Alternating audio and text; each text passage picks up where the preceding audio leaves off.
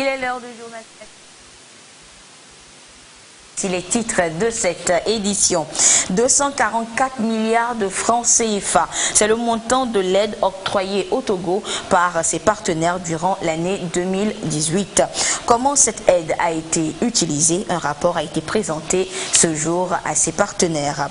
Et puis les forces de l'ordre et de sécurité sont sensibilisées sur la lutte contre la corruption. Elles sont appelées à y mettre du sien pour venir à bout de ce fléau dans notre pays. À découvrir également dans cette édition. Voilà donc pour les titres. Il est l'heure du journal donc sur la télévision togolaise et sachez donc que le Togo dévoile les ressources mobilisées autour de l'année 2018 pour l'aide publique au développement. Pour la première année de mise en œuvre du plan national de développement PND, notre pays a bénéficié de soutien multiforme de la part de ses partenaires et l'aide se chiffre à plus de 244 milliards de francs CFA. Voyons tout cela avec Edem ce support. Dans un contexte où, si nous suivons tous. L'aide publique au développement mobilisée pour l'année 2018 se chiffre à 440,30 millions de dollars, soit 244,41 milliards de francs CFA. Au nom de la transparence dans la gestion des ressources mobilisées pour le développement, le Togo rend compte. Ce 11e exercice dénommé Rapport sur la coopération pour le développement retrace la contribution des partenaires multilatéraux, bilatéraux ainsi que les organisations de la société civile. Le partenariat est élargi à de nouvelles sources de financement, dont le PPP, partenariat public-privé. Il intègre dans ses analyses les données des transferts des Togolais de l'extérieur. Pour l'année 2018, le Togo, grâce à la dynamique du chef de l'État, celle d'ouvrir davantage le Togo à d'autres pays, aux partenaires, le gouvernement a mobilisé un peu plus de 440 millions de dollars US, ce qui est en hausse par rapport à l'année 2017, année au cours de laquelle les ressources mobilisées étaient à un peu plus de 390 millions de dollars US. S'il y a cette légère augmentation pour laquelle d'ailleurs le chef de l'État demande au gouvernement de travailler davantage pour faire davantage, c'est parce qu'il y a un apaisement de la vie sociopolitique au Togo. Les ressources mobilisées sont arrimées aux 3 axes du PND 2018-2022. L'AS 3 a obtenu près de 243 millions de dollars, soit 55,36%. L'AS 1 a enregistré 135,21 millions de dollars, soit 30,17%. Et l'AS 2 a eu 61,34 millions de dollars, soit 13,93%. Et le Togo veut toujours mieux faire en termes d'infrastructures routières. Le ministère de l'économie et des finances vient de signer un accord de financement avec la Banque ouest-africaine de développement BOAD. Nous découvrirons les détails de cet accord signé dans le courant de cette édition. Et puis, elle continue la campagne nationale de sensibilisation contre la corruption et les infractions assimilées. Et ce jeudi matin, la cible était les forces de l'ordre et de sécurité. Voyons cela avec Amira Miao et Luc Assi. Raquettes, trafic d'influence, extorsion, abus de fonction, favoritisme et obstruction à la justice. Ce sont là quelques formes de corruption qui affectent négativement l'économie nationale et alimentent la mafia et le terrorisme. La Haute Autorité de prévention et de lutte contre la corruption et les infractions assimilées à Plusia va en guerre contre ce fléau. C'est à travers une campagne nationale de sensibilisation sur le sujet. Cette fois-ci, ce sont les forces de l'ordre et de sécurité qui sont ciblées. C'est de leur rappeler leur rôle classique de lutter contre la criminalité sous toutes ses formes. Pour lutter efficacement, il faut qu'eux-mêmes ils soient propres, qu'ils soient intègres. Nous voulons renforcer leur intégrité, nous voulons renforcer leur engagement pour qu'ils soient efficaces dans ce combat contre la corruption. Nous avons tous l'obligation de nettoyer notre pays pour qu'il soit économiquement, financièrement propre pour attirer les investisseurs pour la réalisation de notre plan national de développement. Ces agents relevant du ministère de la Sécurité et de la Protection civile vont être donc entretenus sur la mission de A+IA et leur rôle dans l'accomplissement de cette tâche. On reproche souvent aux agents des forces de sécurité le racket. Ce n'est pas une fatalité. Nous avons demandé à nos collaborateurs, à nos éléments de faire beaucoup attention. On peut s'en passer. À partir du moment où on a son salaire à la fin du mois, il n'y a pas de raison de demander à un concitoyen ou qui a une infraction ou qui demande un service de donner quelque chose avant d'être servi. Ce n'est pas normal. Donc je voudrais encourager la haute autorité dans cette opération de sensibilisation. Mais qu'à l'issue de la sensibilisation, je crois qu'il va falloir passer à une autre étape de la répression, principalement pour lutter contre le racket, pour lutter contre l'insécurité. Nous avons, il y a de cela un mois, mis en service le numéro 1014. Lorsque vous faites l'objet d'un racket, vous faites l'objet d'un acte de corruption, appelez le 1014, donnez votre position. Nos éléments, nous exigeons qu'ils portent sur eux ce que nous appelons la bande patronymique avec le numéro matricule. Pour communiquer le numéro matricule de l'intéressé, ça suffit à la hiérarchie de le retrouver et de prendre les mesures qui s'imposent. Un double objectif est assigné à cette campagne de sensibilisation. Il s'agit de conscientiser les populations à une participation effective à la lutte contre ce cancer de l'économie, entre autres. Et toujours pour la transparence, la mission d'évaluation du système des marchés publics, selon la méthodologie MAPS 2, vient d'être lancée à Lomé. Il s'agit d'une auto-évaluation qui permettra d'analyser les systèmes de passation de ces marchés publics afin de mieux relever les défis de l'heure. Gisèle Kozona et Ferdinand Diassoa nous en disent plus. Vers un meilleur assainissement des commandes publiques au Togo. Un nouvel outil d'évaluation du système de passation des marchés publics, dénommé MAPS 2, permettra désormais à l'autorité de régulation des marchés publics, ARMP, de mieux répondre aux défis qui jusque-là gangrènent le secteur.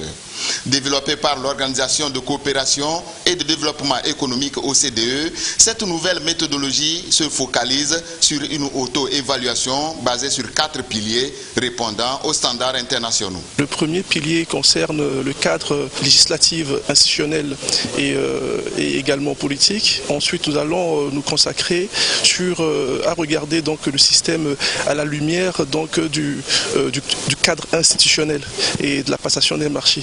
Et enfin, nous allons donc regarder aussi ce système de passation de marché à la lumière donc de son intégrité, de la transparence. Nous avons donc lancé cet événement avec la mise en place donc du comité d'évaluation. Et dans ce comité d'évaluation comporte une vingtaine de membres. Et ces membres-là sont pris autant dans la société civile, dans le secteur public que dans le secteur privé. La différence entre cette méthodologie et les précédentes, c'est qu'ici, il s'agit d'une auto-évaluation. La méthodologie MAPS 2 répond le mieux aux directives de l'UEMOA et aux indicateurs de l'OCDE. Elle permettra, selon le directeur de cabinet représentant le ministre de l'économie et des finances, de réduire considérablement le délai de passation des marchés publics. C'est donc une innovation initiée par le gouvernement togolais et qui s'inscrit parmi les grandes réformes engagées dans le secteur. Et le Togo est accompagné dans cette démarche par la Banque africaine de développement et la Banque mondiale. Pour la transition agroécologique en Afrique de l'Ouest, le ministère de l'Agriculture vient de mettre en route 3 projets. Quels sont ces projets et à quoi serviront-ils concrètement? Aimé Alpha et Firmin Adinari nous en parlent. Le secteur agricole reste et demeure un levier essentiel de la création de richesses et d'emplois, du développement inclusif et de promotion de la croissance économique. À ce titre, 3 projets sont lancés par le ministère de l'Agriculture, de la Production animale et halieutique. Ces différents projets font partie intégrante du programme d'appui à la transition agroécologique PATAE, qui s'inscrit dans la mise en œuvre de la politique agricole de la communauté économique des États de l'Afrique de l'Ouest, CEDEAO. Ce programme vise à stimuler le développement de pratiques innovantes qui optimisent la mobilisation des processus écologiques dans le domaine de la production agricole et de la sécurité alimentaire et nutritionnelle dans l'espace CEDEAO. Donc ces initiatives concernent les bonnes pratiques culturelles qui sont respectueuses de l'environnement et qu'il faudra identifier dans les différentes communautés à travers les échanges d'expériences et à capitaliser afin qu'on puisse les partager avec les autres pays au niveau de la sous-région et avec aussi les autres acteurs au niveau national.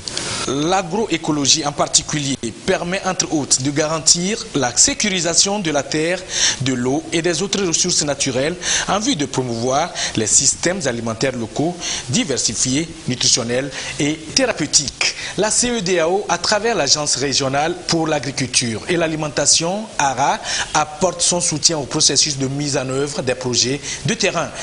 La CEDEAO a bénéficié du financement de l'Agence française de développement pour promouvoir les bonnes pratiques en matière de transition agroécologique en Afrique de l'Ouest. C'est dans le cadre de la promotion de cette transition agroécologique que nous avons lancé un appel à proposition qui couvre pour le moment 5 pays pilotes qui sont le Togo, la Côte d'Ivoire, le Sénégal, le Mali et le Burkina Faso. Et nous avons sélectionné 15 projets innovants en matière de transition agroécologique, dont 3 projets par pays. Malgré son fort potentiel et les multiples initiatives, l'alternative agroécologique reste peu développée en termes d'échelle, de financement et de visibilité. Il faut donc relever ces défis dans le secteur agricole afin de lui permettre de jouer pleinement son rôle de moteur de croissance économique. Et je vous annonce également en début d'édition que le Togo veut toujours mieux faire en termes d'infrastructures routières. Eh bien, le ministère en charge de l'économie vient de signer un accord de financement avec la Banque ouest-africaine de développement BOAD. Ce prêt va contribuer à bitumer le tronçon Kachamba-Sadori, en clair de la Kara à la région des Savanes. Voyons cela avec Karine Olanlo et Carmen Madji. La Banque ouest-africaine de développement BOAD s'engage à soutenir le Togo dans ses projets de réalisation d'infrastructures. Elle met à la disposition du gouvernement un montant de 20 milliards de francs CFA. C'est un prêt qui va contribuer à financer le projet d'aménagement et de bitumage du tronçon Kachamba-Sadori sur la nationale numéro 17 et reliant les régions de la Kara et des Savanes. Ce fonds permettrait également de construire 2 ponts sur les rivières Kara et Koumongo. Ce projet répond à des préoccupations partagées par le Togo et la BOAD, à savoir l'amélioration des conditions de transport, la contribution au développement de l'économie locale et la lutte contre la pauvreté. Je voudrais à cet égard rappeler que cette opération est en cohérence avec le plan national de développement PND 2018-2022 adopté par le gouvernement. Elle est également en cohérence avec le plan stratégique 2015-2019 de la BOAD, notamment l'axe stratégique numéro 1, dont l'une des actions phares est de soutenir les pôles régionaux de croissance. Cette route constitue le dernier maillon pour rejoindre la nationale numéro 1 entre Sokodé et Mongo, en passant par Bassar, Kabou, Guérenkouka et Kachamba. Son aménagement cadre parfaitement avec l'axe stratégique 1 du PND 2018-2022 selon le ministre de l'économie et des finances. Je voudrais saluer le choix fait par la BOAD d'accompagner le Togo dans la réalisation de ce projet qui témoigne une fois encore sa détermination à appuyer la politique de développement du gouvernement conduite sous le leadership du président de la République, son Excellence, M. Faure Eswazini Gnassingbé. La route du développement passe par le développement de la route d'Iton. Fort de cette assertion, le gouvernement a consenti ces dernières années d'importants investissements pour développer et moderniser les infrastructures routières. Ainsi, entre 2010 et 2018, plus de 800 km de réhabilitation de renforcement, d'aménagement et de bitumage de routes et des ouvrages d'art ont été réalisés pour un montant de près de 680 milliards de francs CFA. Sur la même période, plus de 4000 km de pistes rurales ont été construites et réhabilitées pour plus de 61 milliards de francs CFA. Le gouvernement est persuadé que la modernisation des infrastructures en général et routières en particulier donnera un nouveau souffle aux activités économiques dans notre pays, notamment le développement des échanges nationaux intra-régionaux. Tous ces projets ambitieux, faut-il le rappeler, constituent pour le gouvernement non seulement une réponse aux nombreux besoins pressants des populations, mais également la réalisation des objectifs de développement qui s'est assigné dans le cadre de la mise en œuvre du Plan national de développement PND 2018-2022, que je vous invite une fois encore à continuer de soutenir. Ce nouveau concours porte à 605,4 milliards de francs CFA le montant total des engagements de la BOAD au Togo, tout secteur confondu, dont 246 milliards consacrés au secteur des infrastructures de transport. Le communiqué du ministre de l'économie et des finances. La conférence interafricaine des marchés d'assurance CIMA recrute dans les États membres Bénin, Burkina Faso, Cameroun, Centrafrique, Congo, Côte d'Ivoire, Gabon, Guinée-Bissau, Guinée équatoriale, Mali, Niger, Sénégal, Tchad et le Togo sur concours de commissaires contrôleurs des assurances au secrétariat général de la CIMA à Libreville au Gabon. Les dispositions générales et les modalités du concours sont à consulter dans le quotidien national Togo Presse. Et de son côté, le ministre de la Défense et des anciens combattants porte à la connaissance des candidats dont les noms figurent dans le quotidien national Togo Presse qu'ils sont déclarés définitivement admis au concours d'entrée à l'école de formation des officiers des forces armées togolaises EFOFAT 2019. À cet effet, ils sont priés de se présenter à l'état-major général des forces armées togolaises demain, vendredi 20 septembre 2019 à 7h30 pour les formalités administratives. Tous ceux qui ne se seront pas présentés seront considérés comme démissionnaires. Notez bien, se munir d'une pièce d'identité. Le gouvernement togolais évalue la mise en œuvre des ODD, Objectifs de développement durable, sur l'ensemble du territoire national. Une étude a été réalisée à cet effet dans les différentes régions du pays. Et les résultats présentés du côté de Dapan vont permettre d'élaborer à la fin le rapport national de mise en œuvre des ODD au Togo. Que disent justement ces résultats? Tchazen Nambaga nous répond. Ici, l'ENA qui a été construite l'année passée. Les résultats des consultations des populations de la région des Savanes sur la mise en œuvre des ODD, Objectifs de développement durable, s'articulent autour de 3 axes. Le premier établit le bilan de la croissance économique au cours des 4 années d'implémentation des 17 objectifs dans la région septentrionale. Les gens reconnaissent qu'avec la mise en œuvre des programmes, surtout des programmes qui sont mis en œuvre après l'adoption des ODD, ils ont trouvé leur peine allégée. Ça a boosté l'économie. Dans le commerce, même dans l'agriculture, il y a eu beaucoup de programmes qui ont été développés et qui ont permis aux populations de vivre mieux, de gagner plus d'argent et de renforcer leur capacité économique. Le second axe de ces résultats se focalise sur la contribution des objectifs de développement durable dans la consolidation de la paix sociale dans la région des Savanes. Outre l'apaisement politique, la gestion des conflits fonciers a été l'aspect qui a retenu le plus d'attention des populations. Dans notre région ici, ce qui est source de conflit, c'est le foncier. Mais il y a eu aussi un programme qui a été développé avec l'appui du ministère de l'Action sociale qui s'appelle Prévention et gestion pacifique des conflits liés au foncier dans la région de Savanes. On a vu que plusieurs conflits ont été gérés ou autogérés par les communautés elles-mêmes. L'autre axe majeur abordé concerne la coordination des actions de développement dans la région des Savanes. Ici, il est déploré le manque de partage des rapports et donc d'expérience sur les projets de développement au niveau sectoriel. Les différents acteurs ont été conviés à aller vers une synergie d'action pour impacter durablement le développement de la région des Savanes. Des recommandations ont été également formulées.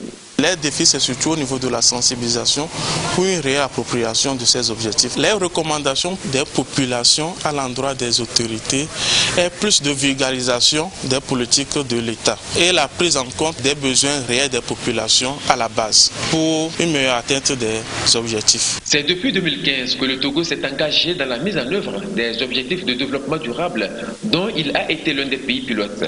Le système des Nations Unies a prévu pour ces ODD un cadre intégré de suivi et d'élaboration des rapports annuels. C'est la première fois que le Togo fait cet exercice pour évaluer le chemin parcouru. Pour la 14e vague de volontaires nationaux de compétences, ils sont 500 jeunes primo-demandeurs d'emploi à prêter solennellement serment ce jeudi à Lomé. Et par cet acte, ils se sont engagés à servir leur communauté. Le reportage est signé Innocencia Anyama et Sonia Amenipo.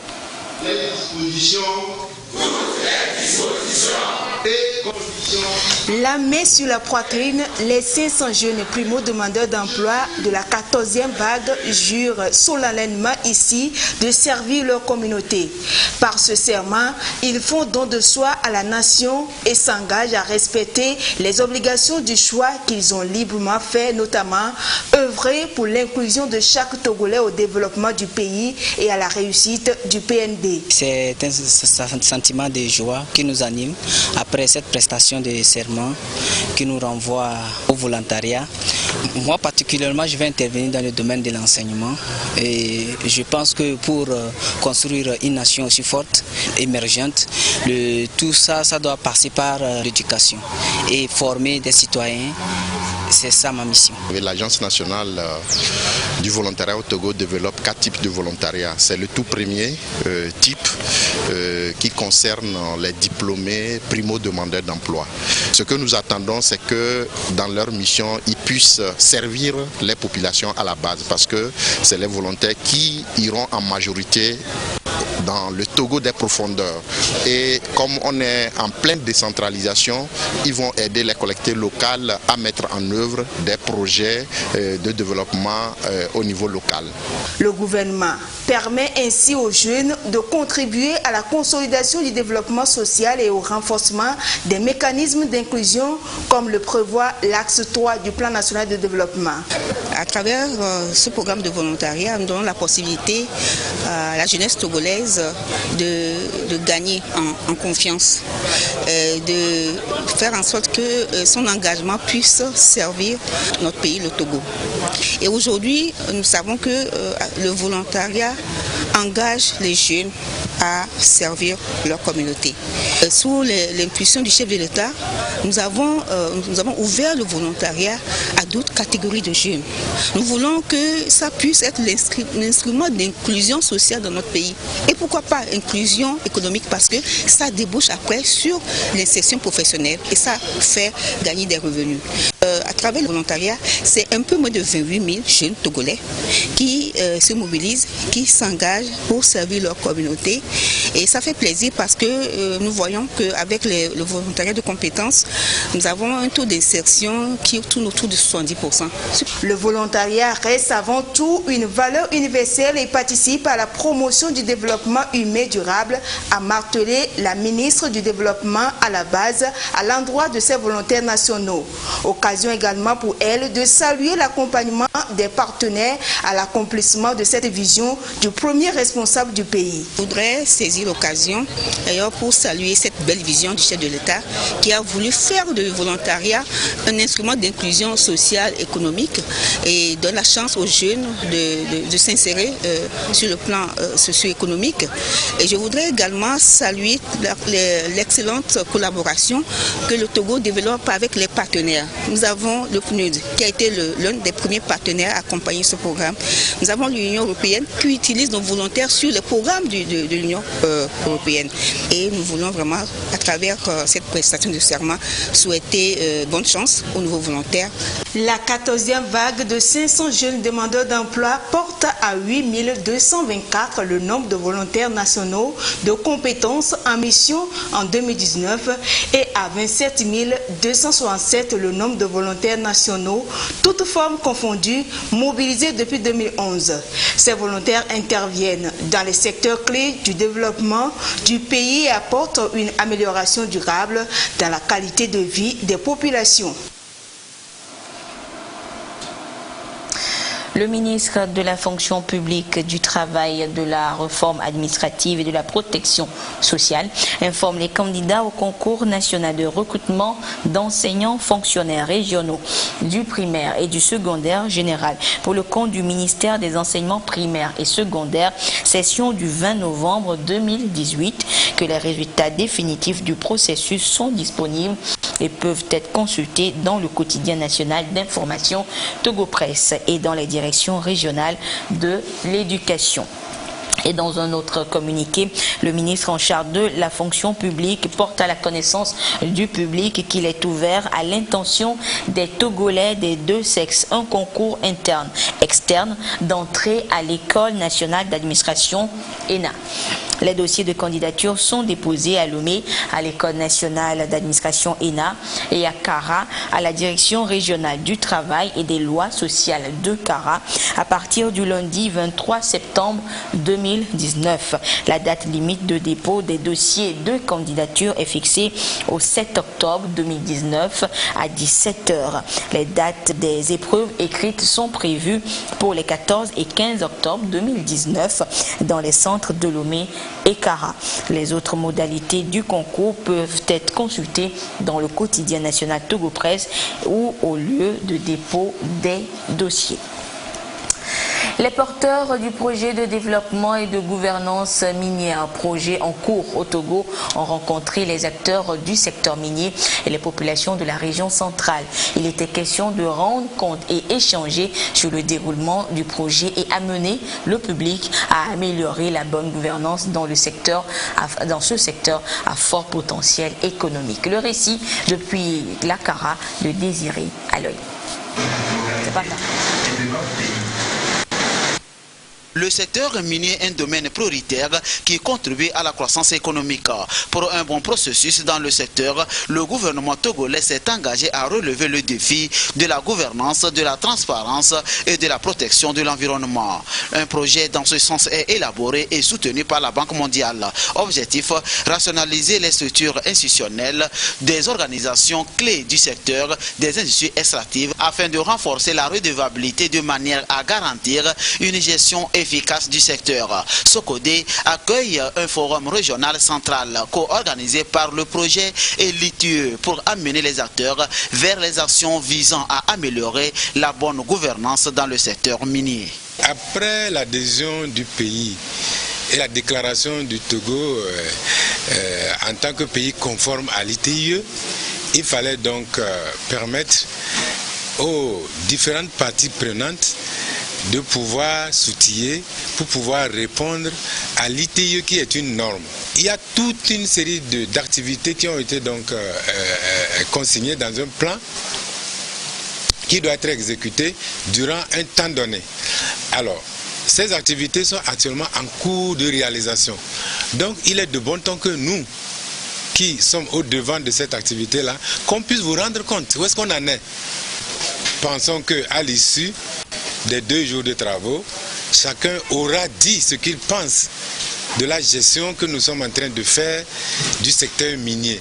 La rencontre va renforcer l'action sociétale et un plan de gestion aux résultats probants. C'est un nouveau avènement et cet avènement, il est très capital. Avec le PND aussi qui est en train de pointer, ça nous permettra d'arriver à asseoir ce PND qui est tout le vœu de nous tous pour que la jeunesse qui est à la quête du travail puissent assouvir à leur ambition pour leur bonheur et le bonheur de nous tous. Face à face, les acteurs vont se demander mutuellement des comptes. En définitive, il est question de travailler à accroître la redevabilité et la transparence au travers d'un processus de bonne gouvernance de ressources incluant un plan d'action d'évaluation environnementale et sociale stratégique du secteur minier. Le représentant du pouvoir central de Tchaoudjo, le colonel Matiendou Montpion, a convié les acteurs au niveau région centrale à un travail de fond par des actions participatives pour faire du secteur minier un domaine à fort potentiel économique, un grand maillon qui va propulser le PND. Désiré à l'œil depuis la région centrale. Le ministre en charge de l'environnement était de son côté à Altakwame.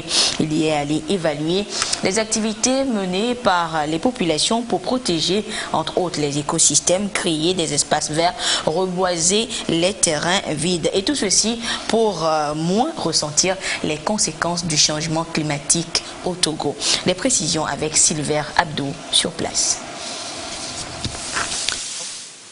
À Botesse, un village à 12 km d'Atapamé.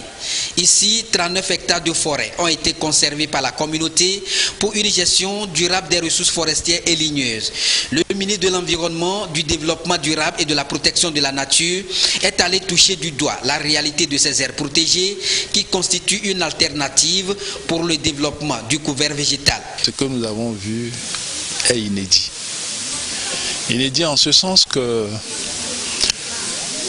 le ministère de l'Environnement, du Développement durable et de la protection de la nature a compris que pour restaurer, préserver et assurer la gestion durable des écosystèmes naturels, il faut à tout prix associer les communautés à leur gestion. Et c'est en cela que nous saluons cette initiative qui n'est en fait qu'une initiative parmi tant d'autres.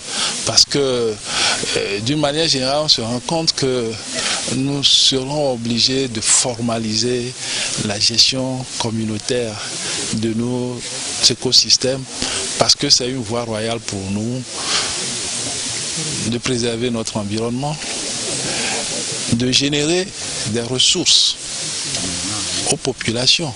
Au moment où le Togo s'est engagé dans le processus de réhabilitation des aires protégées, 1 400 000 hectares de forêt vont être restaurés d'ici 2030. Et déjà, des actions sont menées ça et là. En témoigne le projet de renforcement de la résilience des aires protégées du Togo, une composante du PALCC, conduite dans les plateaux par l'Organisation pour le développement et l'incitation à l'auto-emploi. C'est cette organisation qui justement apporte son appui aux populations pour un meilleur suivi de cette forêt communautaire. La communauté a adhéré au projet et a dégagé une forêt communautaire de 39 hectares. Et avec cette communauté, on a déjà fait l'enrichissement. Et la ceinture verte est faite du Kaya et du Mélina. Nous avons visité aussi dans ce même sillage l'espace vert des jeunes où l'UNGODIAE a procédé, c'est un domaine de 1 hectare où l'UNGODIAE a procédé déjà au reboisement de ce domaine-là. Ce déplacement s'inscrit justement dans le contexte de la visite des sites de promotion des initiatives de création des forêts communautaires pour mesurer les actions de cette ONG sur le terrain. C'est l'ensemble de ces actions qui sont ici évaluées et les perspectives dressées. Dans le contexte de ce projet, il est envisagé également la création des espaces verts pour accueillir les personnes du 3e âge. C'est cet espace qui s'illustre qu'à travers la pose de cette première pierre en vue du démarrage des travaux. Depuis 2016, le ministère chargé de l'éducation à la citoyenneté et au civisme a lancé un appel à projets citoyens. Pour cette 4e édition, 26 projets ont été sélectionnés et le ministre de tutelle leur a remis des attestations ce jour. Qui sont-ils et quels sont leurs projets? Innocentia Anyama et Yata Ratem nous les font découvrir. Les lauréats lauréats de l'appel à projet citoyen 2019 sont connus. Au terme de l'évaluation des 162 dossiers de candidature enregistrés, 26 associations et ONG issues de toutes les régions du Togo ont été retenues pour la pertinence de leur dossier et reçoivent ici leur attestation. Cet appel à projet s'inscrit dans le cadre de la mise en œuvre de notre politique nationale de formation civique et dans son axe 3 relatif au civisme et à la participation citoyenne et surtout dans la stratégie du faire-faire. Outre les critères de forme, il y a des critères de fond qui sont d'abord l'expérience en matière associative, l'expérience avérée en civisme et citoyenneté. Nous avons tenu compte de la cohérence du projet, titre, objectif et résultats attendus, de l'installation effective dans la zone de mise en œuvre du projet, de la pertinence du projet en ce qu'il soit capable de résoudre un problème dans la localité de mise en œuvre. Puis enfin, un esprit d'innovation. Nous avons un montant standard qui est de 1 500 000 francs pour chaque projet. C'est ce qui explique que, après sélection, nous faisons ce qu'on appelle le recadrage. Les lauréats ont donc pour mission de participer à la promotion citoyenne, accompagner les populations et les sensibiliser sur les comportements citoyens. Nous sommes partis d'un constat. Il s'agit des accidents de la route, surtout sur cette voie à Gouanivé, les Bassito. Cette voie n'est pas encore réceptionnée, mais à chaque fois, nous remarquons que des accidents se produisent et ils font tomber les lampadaires déjà mis sur la voie. C'est ce qui a poussé l'association Felumac à mettre en place le projet pour amener les usagers et les riverains au respect de la voie publique ou commun et sur la sécurité routière. En remettant ces attestations aux bénéficiaires, le ministre en charge de la formation civique a félicité les acteurs pour l'intérêt qu'ils accordent à l'éducation civique et citoyenne des populations. En choisissant de faire acte de candidature, vous avez affiché votre disponibilité et votre volonté à œuvrer pour la promotion du civisme et de la citoyenneté dans un environnement encore miné par des actes inciviques que le gouvernement s'efforce d'enrayer au jour le jour.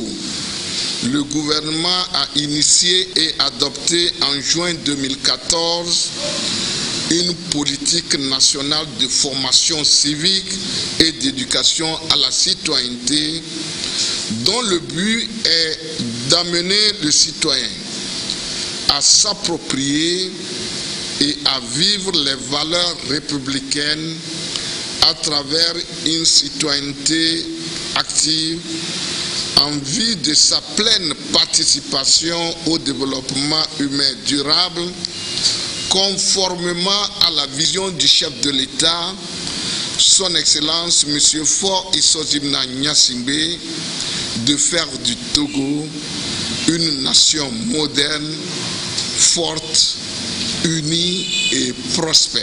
La consolidation de la démocratie, de la paix, de la réconciliation nationale et le vivre ensemble ne peuvent être possibles si l'on ne renforce à la base l'esprit citoyen.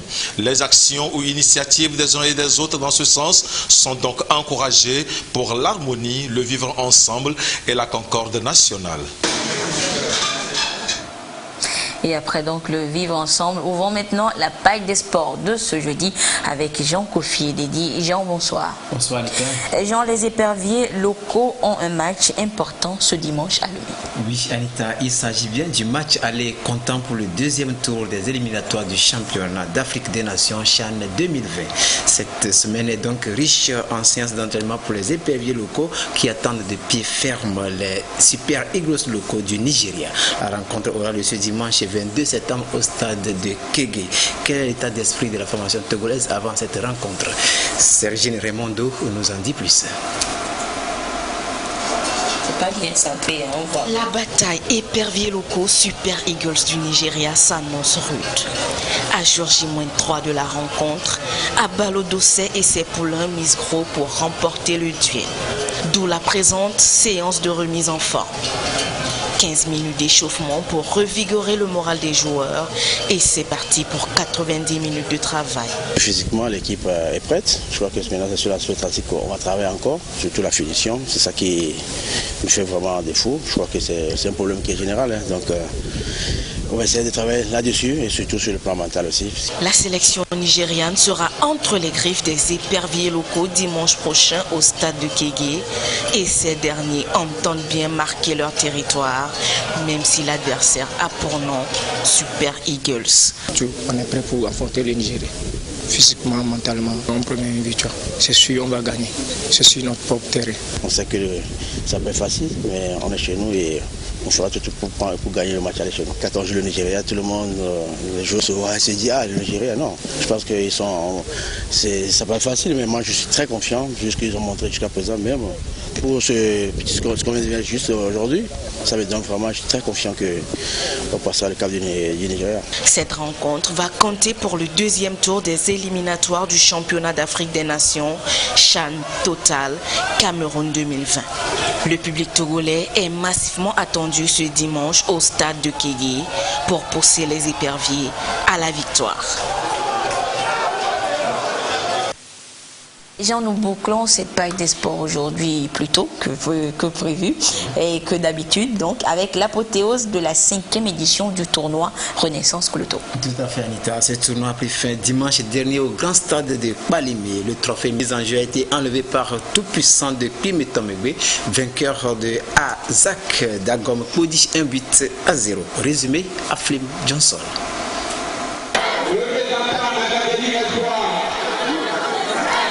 Tel qu'il l'a fait depuis le coup d'envoi de cette 5e édition du tournoi Renaissance Cloto, le public de Palimé a encore pris rendez-vous pour l'épilogue. Et pour une telle mobilisation, les deux équipes de la finale le lui ont bien rendu. La rencontre opposant tout-puissant de Pimetomegbe en maillot blanc à Azak Dagomikboji habillé en bleu a été animée d'emblée. L'envie de scorer était manifestée d'un côté comme de l'autre, d'où des velléités qui ne manquaient que de peu le cadre. À la 36e minute, Tout-Puissant tente encore sa chance. Cette fois, Pierre Abbaye prend le dessus sur la défense de Azak et ouvre le score. Ce but, Tout-Puissant parvient à le conserver d'abord jusqu'à la pause, puis tout au long de la seconde période. Tout-Puissant 1, Azak 0, la victoire a choisi son camp. 5 années de suite que l'association affectaire de culture et son président Milek Agbokou gagnent le pari de servir la jeunesse.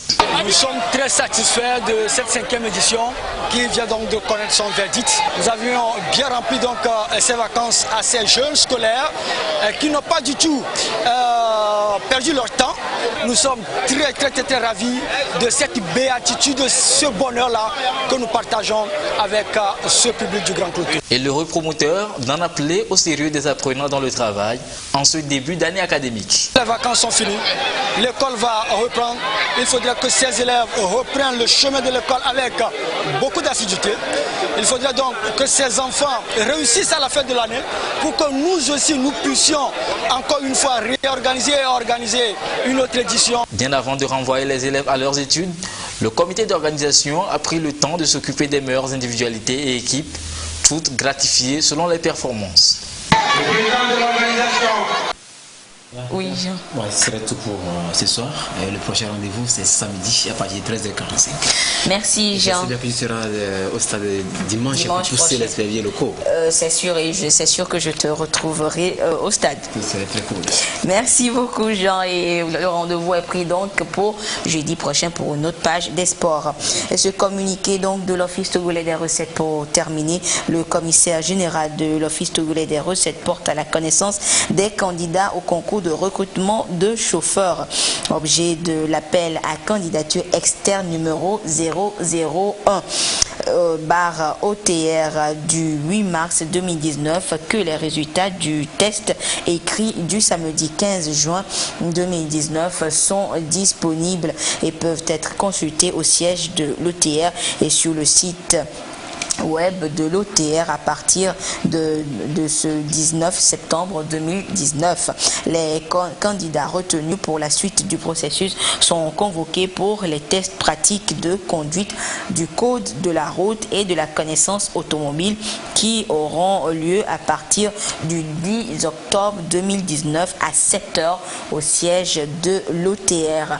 À noter que les candidats retenus sont invités à se munir de leur carte carte nationale d'identité ou passeport et de leur permis de conduire en cours de validité. Et voilà, c'est sur ce communiqué que se referme cette édition. Merci de votre fidélité à la télévision togolaise. Excellente suite de nos programmes. Au revoir.